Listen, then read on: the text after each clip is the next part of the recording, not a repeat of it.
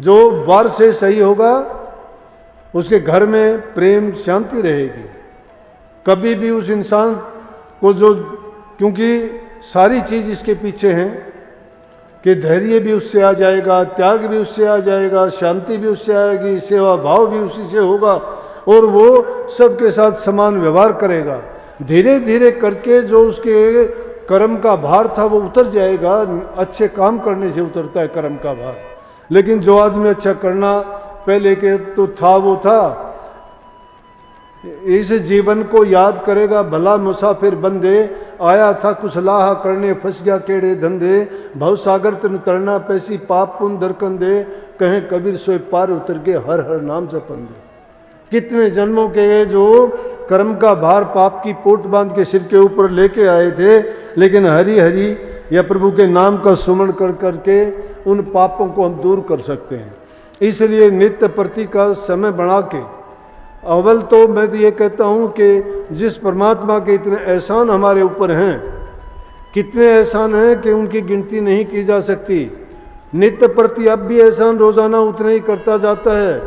तो जो हमारे ऊपर इतने एहसान और हमें इतनी अच्छी अच्छी चीज़ें जो प्रदान करता है, तो उसके नाम की सुमरण की या उसके चिंतन की गिनती क्या करनी है कि 1 घंटा ध्यान करो, 2 घंटा ध्यान करो, 4 घंटा ध्यान करो। क्यों करो 2 घंटा 4 घंटा? अरे मैं तो कहता हूँ सांस सांस में नाम सुमरो, क्योंकि अनगिनत जिसने हमारे लिए भलाई के काम कर रखे हैं उसका नाम हम गिन के क्यों लें? अगर लेते हैं तो न्याय की बात नहीं है ये। तो फिर तो हम उसके यहाँ जो बदला भी नहीं चुका सकते और उनका बदला चुकाया भी नहीं जा सकता। परंतु मालिक की तरफ से यह है कि तू मेरी तरफ 1 डंग सरकेगा, मैं सरकूंगा डंग 8। जब तू करड़ा से तो मैं करड़ा होए रहूंगा काठ। अगर तुम उनकी तरफ 1 कदम रखोगे वो तो 8 कदम रखेगा, तुम 8 कदम रखोगे तो तुम्हारी तरफ 20 कदम रखेगा, तुम 20 रखोगे तो तुम्हें गोदी में उठा लेगा। जब प्रभु की गोदी में चले जाओगे तुम्हें कमी किस बात की रहेगी? लेकिन बातों से कुछ नहीं मिलने का। बात मैंने भी आपको बहुत बता दी, बातें आपने भी बहुत सुन ली, लेकिन जीवन में उतारी कितनी है, कितनी को उतारोगे? परंतु ये सोच के भी नहीं बैठना कि मैं सब बातों को नहीं मान सकता। नहीं, एक आदमी जब शुरू कर देता है तो धीरे धीरे करके वो अपनी मंजिल को जरूर पालेगा। ये ना सोचो मेरे से हो नहीं सकता, ये हिम्मत करके लगो तुम। ये तो कहने की बात है, जब तुम्हारी लगन सच्ची होगी और तुम्हारे दिल के अंदर हौसले बुलंद होंगे और कुछ कर गुजरने की हिम्मत जब होगी तो प्रकृति की सारी शक्तियाँ आपको आके साथ देंगी और जो काम महीनों में होना होगा वो आपका घंटों में हो जाएगा। तुम देखते ही देखते आसानी से उस काम को कर जाओगे। तो प्रभु की भक्ति तो ऐसी है जिसमें कोई चीज़ छोड़ने की जरूरत नहीं, ना घर छोड़ना, ना संतान छोड़नी, ना कोई काम छोड़ना। सभी काम करते रहे, घर में रहते हुए सारी जिम्मेवारियों को निभाते हुए।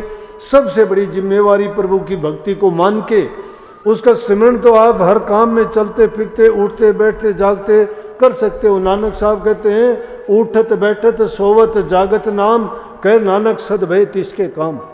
जो नाम का सुमरण मात्र भी इस तरह से करता है, उठते बैठते चलते फिरते खाते, तो कहता है उसके सारे कार्य सिद्ध हो जाते हैं। लेकिन हम नाम का सुमरण नहीं करते। सच्चे दिल से अगर नाम का सुमरण भी करोगे तो नाममय हो जाओगे। सपन में भी अगर कोई तकलीफ होगी नाम याद आएगा। वैसे भी आम जीवन में कोई दिक्कत आएगी तो आपको नाम याद आएगा। इससे अच्छे तो कईयों को नहीं देखा, दर्द होता है, अचानक चोट लग जाती, कहते हाय माँ, माँ याद आती है क्योंकि माँ से प्रेम है। क्या कहते हो अंग्रेज लोग उसको क्या कहते हैं, वो अच्छे हमसे, वो माँ बाप की कहने के बजाय कहते ओ माय गॉड, वो परमात्मा को याद करते हैं। आप भी अगर अपने नाम का सुमरण याद रखो तो आपको परमात्मा ही याद आएगा। लेकिन जब दुख तकलीफ आती है, जब तो गुरु याद आता है, नाम याद आता है, परमात्मा याद आता है। लेकिन जब तकलीफ चली गई तो यूं सोचो नाम भी गया आपके दिल से, गुरु भी गया आपके दिल से, परमात्मा भी गया, सब कुछ भुला देते हो, फिर तो सब कुछ अपने आप बन जाते हो। इसको कहते अहम। यह है अहंकार, वो है मन का खेल, वो काल का फंदा है, वो काल आपको भरमाता है। जब ऐसी बातें कुछ होने लगती हैं, जब इंसान को इज्जत मिलनी शुरू हो जाए, जब इंसान की बढ़ाई होनी शुरू हो जाए, तो सोच लेना चाहिए कि काल ने जाल फैलाना शुरू कर दिया है। ये माया का खेल है, ये लूटने वाली है। संतों ने कभी उसको फटकने नहीं दिया ऐसे हालात, और जब वो होते हैं तो आदमी उसी टाइम उसको उन्होंने दूर कर दिया। क्यों? वो समझ चुके थे इस चीज को। ये काल और दयाल का झगड़ा है, और इस झगड़े में जीत के लिए वही जीतता है जिसके हाथ में गुरु की ताकत है। तुझसे जीत सके ना कोई, गुरु का बल मन में जो होई। गुरु सच्चे साथी हैं। गुरु माँ बाप, पति पत्नी सब कुछ गुरु हैं। गुरु इंसान के हर हाल में साथी हैं, दुख में, दर्द में, तकलीफ में, जीने में, मरने में, हर चीज में सहायक है। गुरु वो समझ जब आ जाती है तो समझो वो समझ आपका गुरु के रूप में काम करती है। जहां कहीं जाओगे गुरु की शक्ति आपको मिलेगी। लेकिन महसूस कब होगी? जब आप अंदर से साफ हो जाओगे।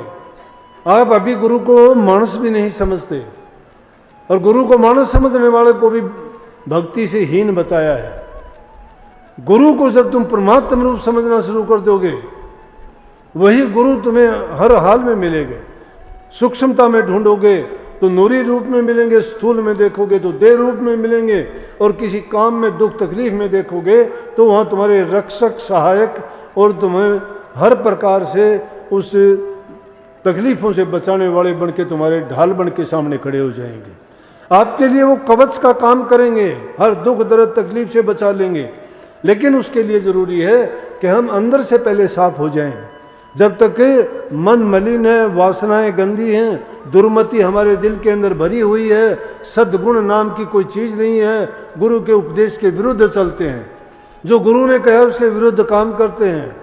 अगर गुरु तुम्हें आज्ञा देता है, चाहे जाहिर में वो बात तुम्हें मिथ्या लगती है, कष्ट देने वाली लगती है, और लगती है कि तुम्हें इससे कोई फायदा नहीं होने वाला, तो भी उसको सत्य मान के अगर करो, उसका हमेशा ही आपके लिए, मैं कहता हूँ, गुणकारी सिद्ध होगी, लाभकारी सिद्ध होगी, और उससे अच्छी कोई बात हो ही नहीं सकती। लेकिन उसका पता कब चलेगा? जब वो चिड़िया चुगने वाली बात आ जाती है, जब वक्त गुजर जाता है, फिर पछताओ, फिर क्या मिलता है। इसलिए समय के रहते हुए चेतना चाहिए। हम इंसान हैं, मालिक ने हमें बहुत कुछ दिया है, बड़ी समझ दी है, ज्ञान बुद्धि विवेक सब जीवों से ज़्यादा दी है। इसलिए उस समझ से हमें काम लेना चाहिए। अच्छी संगति करें, बुराइयों से बचें, सेवा, प्रेम, भक्ति, इन चीज़ों को अपना के अपने जीवन को कामयाब और सफल बनाएं। अगर हम ये नहीं कर पाते हैं तो समझो कि संतों का सत्संग बड़ा, मिल उनसे सत्संग करो रे। जो तुम सत्संग ना कर सको तो एकांत रहो और नाम जपो रे। जो तुम नाम ना ही जप सको तो बुरा करण से बचो रे। जो तुम बुरा करण से ना बचो तो उस जीवन से मर जान भलो रे। फिर तो उस जीवन से मर जाना ही अच्छा है, क्यों धरती पर बोझ बन के जिए। अव्वल तो ये चीज कही कि ये इंसान को करनी चाहिए। संतों का सत्संग बहुत अच्छा है, उनसे मिलकर उनका संग करो, उनके उपदेश को अपनाओ। और वो नहीं भी कर सकते तो उनसे जो ज्ञान का उपदेश लिया है उसको एकांत में जाके उसके नाम का सुमरण करो। और अगर उस प्रभु का चिंतन नहीं कर सकते, नाम नहीं ले सकते, उसमें भी आपको परेशानी होती है, तो बुरा करने से बच जाओ। अगर बुरा करने से नहीं बचते हो तो ऐसे जीवन का तो पृथ्वी पर भार रूप है, मर जाना ही अच्छा है। उसका जीना और मर जाना सब बराबर है। इसलिए प्रेमियों, भक्ति का तो सही रूप, सच्चा रूप तो यही है कि इंसान अगर अच्छे गुणों को अपना लेता है, बुराइयों को त्याग देता है, इस युग में इससे बड़ी कोई चीज नहीं है। और दूसरी चीज आपको बताऊं कि ध्यान पर जोर, ध्यान कहां से दोगे? नाम का सुमरण ही नहीं, उस पहली पेड़ी पर ही नहीं चलते हो। एक संकल्प लेके जाओ कि हम नित्य प्रति चाहे कुछ भी हो जाओ, नाम का सुमरण जरूर करेंगे, नाम का सुमरण जरूर करेंगे। अगर बैठ के नहीं कर सकते एक स्थान पर, चलते फिरते उठते बैठते भी, अरे आदमी थोड़ा थोड़ा भी कमाता है तो भी वो ढेर सारा इकट्ठा कर लेता है। तुम दिन में अगर 2-2 मिनट के लिए भी नाम का सुमरण करोगे तो 24 घंटे में तो 48 मिनट हो जाती होंगी। 48 मिनट, आधा घंटा रोजाना तुम्हारा गिनती में आ जाएगा। लेकिन उनका क्या करें जो कोरे के कोरे बैठे रहते हैं, और वो बैठे रहते हैं, उसके साथ साथ उल्टी सीधी बातों में टाइम गंवाते हैं। ये टाइम आज है, ये कल को नहीं मिलेगा। बीता समय फिर नहीं आता है। जबान से निकला हुआ शब्द वापस नहीं आता, कमान से निकला हुआ तीर वापस नहीं आता, हाथ से निकला हुआ वक्त फिर नहीं आता है। आज जिस वक्त में हम इतने लोग ये बैठे हुए हैं, ये समय अब मुड़ के नहीं आएगा। तो इस समय की कीमत जानो कि कितना हमारा ये सौभाग्यशाली दिन है, वो कितनी अच्छी पल है कि ऐसी ऐसी रूहें फिर नहीं मिलेंगी यहाँ। ये टाइम नहीं मिलेगा, इकट्ठी हो जाएंगी, लेकिन इनमें से कितनी बिछड़ जाएंगी, कितनों के साथ क्या कुछ होगा क्या नहीं होगा, लेकिन ये वक्त नहीं मिलेगा फिर। इसलिए वक्त की कीमत और कदर को जो इंसान समझ जाता है, वो समझो कि भक्ति की ओर उसका मन लग जाता है। लगन लगे बिन सारे काम कच्चे हैं, इसलिए लगन पक्की लगाओ, मन में आस्था विश्वास पक्की रखो, और ये एक संकल्प रखो मन में कि मेरे से जो भी कुछ होगा, मैं जानबूझ के कोई पाप कर्म बुराई में नहीं पड़ूंगा, और जितना हो सकेगा उतने अच्छे करने की कोशिश करूंगा, दूसरे की जीव की सहायता करूंगा, मदद करूंगा। यहाँ संसार का नियम बड़ा पक्का है, जो इंसान जैसा करता है वैसा ही पाता है। इसलिए बुरा करने वालों के लिए तो बुरा तैयार मिलेगा, लेकिन अच्छे रास्ते पर चलोगे तो आपका भला अच्छा ही होगा। और अच्छे में तो तुम देखते हो कि आदमी को खुशी आनंद सब कुछ अच्छाई में मिलता है। इसलिए भक्ति जैसी कोई अच्छी सच्ची चीज़ नहीं है जो इसे जीव के हित के लिए, कल्याण के लिए, भलाई के लिए और इस 84 के गेड़ से इसको छुटकारा देने के लिए सबसे उत्तम यही है। नाम का सुमन करो, अपना मन भक्ति में लगाओ, बुरे करने से बच जाओ, माँ बाप बूढ़े बुजुर्ग की सेवा करो, प्यार से बर्ताव करो, छोटा बड़ा कोई भी जीव हो सबके साथ जो तुम कर सकते हो उसके साथ नेकी करो।